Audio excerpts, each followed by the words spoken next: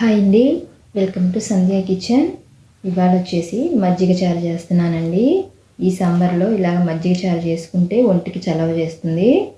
అయితే నేను ఈ కప్పుతో 2 కప్పుల పెరుగు తీసుకుంటున్నాను. ఫ్రెష్ పెరుగు తీసుకోవాలి, పుల్లటి పెరుగు అయితే అంత బాగోదు. ఇప్పుడు ఈ పెరుగు తీసుకొని బాగా చిలికించుకున్నాము.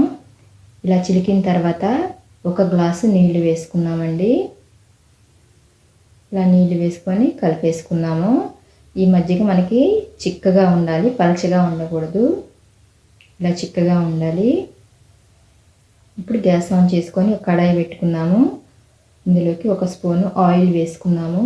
ఆయిల్ హీట్ అయిన తర్వాత ఇందులోకి 1 స్పూను పచ్చిశనగపప్పు, 1 స్పూను మినప్పప్పు వేసుకొని బాగా వేయించుకున్నాము.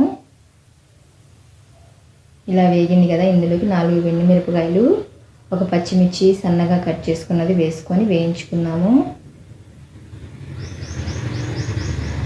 అయితే ఫ్రెండ్స్, నేను చేసే వీడియోస్ కనుక మీకు నచ్చినట్టయితే లైక్ చేయండి, సబ్స్క్రైబ్ చేయండి ఫ్రెండ్స్. ఇలా వేగిన తర్వాత ఇందులోకి కొద్దిగా పసుపు వేసుకున్నాము. సన్నగా కట్ చేసుకున్న ఉల్లిపాయ 1 వేసుకున్నాము. 1 రెమ్మ కరివేపాకు వేసుకొని లైట్గా వేయించుకోవాలండి. ఉల్లిపాయలు బాగా వేయించుకోవాల్సిన అవసరం లేదు. వెంటనే గ్యాస్ ఆఫ్ చేసుకున్నాము.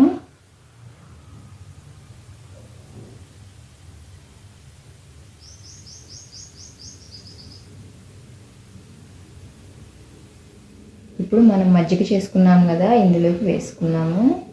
ఎంతో ఈజీగా చేసుకోవచ్చండి, ఎక్కువ టైం కూడా పట్టదు. 5 నిమిషాల్లో చేసుకోవచ్చు. ఇప్పుడు ఒక అర స్పూను సాల్ట్ వేసుకున్నాము. రుచికి తగ్గట్టు సాల్ట్ వేసుకుంటే సరిపోతుంది. అంతేనండి, ఎంతో ఈజీగా చేసుకోవచ్చు ఈ మజ్జిగ చారు. లాస్ట్లో కొత్తిమీర ఉంటే కొద్దిగా వేసుకోండి, బాగుంటుంది. ఇప్పుడు ఒక గిన్నెలోకి తీసుకున్నాము. అంతేనండి. ఈ వీడియో కనుక మీకు నచ్చినట్టయితే లైక్ చేయండి, షేర్ చేయండి, కామెంట్ చేయండి, సబ్స్క్రైబ్ చేయటం మాత్రం మర్చిపోకండి.